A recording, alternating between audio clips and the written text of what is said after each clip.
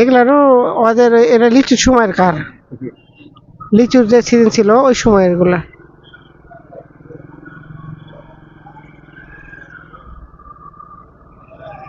এখন ইয়া নতুন গুলো আনিছে,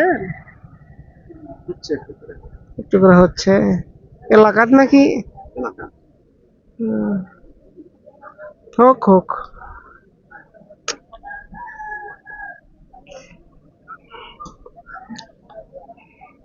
করোনা হলো ইয়ার মানে সিজনেই একটু করে মধু খায় মানুষ, এছাড়া অন্য সময় মানুষ খায় না, এটাই হলো সমস্যা।